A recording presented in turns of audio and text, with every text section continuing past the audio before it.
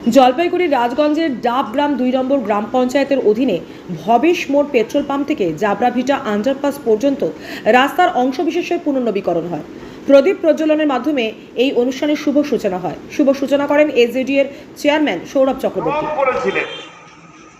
তাদের কারো কিন্তু ক্ষমতা হয়নি বিধায়ক তহবিল থেকেও নিয়ে আসা বা এমপি ফান্ড থেকেও এই রাস্তাটাকে তৈরি করার হয়নি। শুধু এই অঞ্চলের মানুষকে নিয়ে ঝান্ডা নারাবাজি বন্ধ করার রাস্তা ছাড়া অন্য কোনো কাজ হয়নি। তারা আজকে যারা এত ডিমান্ড করেছিলেন, যাদের এত চাহিদা ছিল রাস্তার জন্য, তারা আজকে কোথায়? অর্থাৎ এই অঞ্চলের মানুষ বিশ্বাস করে যে তারা সুযোগের শুধু নারাবাজি, রাস্তা ব্লক, পশ্চিমবাংলাকে ব্লক করে দেওয়া আজকে প্রমাণ করে দেয় যে মমতা বন্দ্যোপাধ্যায়ের নেতৃত্বে আজকে এসজেডি সৌরভ চক্রবর্তীর প্রচন্ড আগ্রহ এবং উদ্যমতার সঙ্গে বিশিষ্ট নেতা এবং বোর্ড সদস্য গৌতম গোস্বামী, আমাদের জনপ্রতিনিধি মনীষা এবং এই এলাকার অন্যান্য জনপ্রতিনিধিরা, আমাদের এসজেডি এর ইঞ্জিনিয়াররা, এখানে আমার যারা আধিকারিকরা আছেন এবং আমি এখানে রাজা সাহা অ্যাডভোকেট ছিলেন, ওনাকে আমি মঞ্চে আহ্বান করছি, আসুন।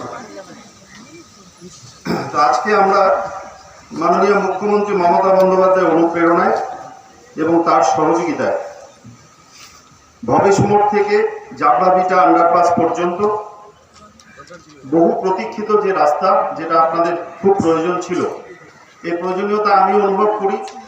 একটা দীর্ঘ সময় জলপাইগুড়ি জেলার নেতৃত্ব দিতে গিয়ে ডাবগ্রাম ফুলবাড়িটা আমি হাতের তালুর মতন ছিল এবং ডাবগ্রাম ফুলবাড়িতে আমাদের সকলের প্রিয় প্রাক্তন বিধায়ক, বর্তমান মাননীয় মেয়র, তিনি আজকে আমাদের প্রধান অতিথি ছিলেন, কিন্তু তার নিজের এলাকায় কতগুলো উদ্বোধনী ছিল, কিন্তু তিনি আমাকে বলেছেন যে ডেট ডেফার করো না, কারণ রাস্তাটা খুব তাড়াতাড়ি হওয়া দরকার, আমি পৌঁছতে না পারলেও তোমরা করে দিও। তো আমি সবাইকে আজকে অভিনন্দন। যেদিন আমরা ইঞ্জিনিয়ার এখানে পাঠিয়েছি, ঠিক সেদিন বর্তমান বিধায়ক এবং বর্তমান সাংসদ কিছু লোক দিয়ে এখানে অবরোধ করেছে। এই বিধায়ক যদি বাধা না দিতেন, ভারতীয় জনতা পার্টির বিধায়ক এবং সাংসদরা যদি এই কাজটা বাধা না দিতেন, তাহলে 6 মাস আগে এই কাজটা আমরা করতে পারতাম। 6 মাস আমাদের সময় নষ্ট করেছে। শুধু রাস্তা বাধা দেয় আর জানতে চায় ঠিকাদারের নাম কি।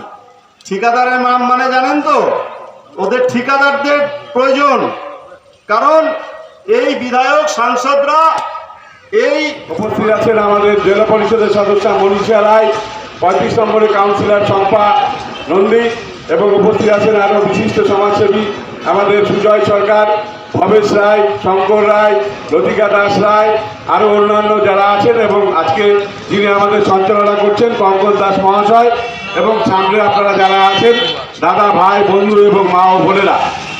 আপনারা জানেন এই রাস্তাটা জাবরাভিটা আন্ডারপাস থেকে ভবেশ পেট্রোল পাম্প, এই 1.5 কিলোমিটার রাস্তা, এটা এসজেডি অনেকবার করেছে, কিন্তু এই রাস্তাটার সমস্যা হলো এই রাস্তায় জল জমে যায়, এবং যারা আপনারা সবাই জানেন যে আমাদের পিচের বিটুমিনের শত্রু হচ্ছে জল।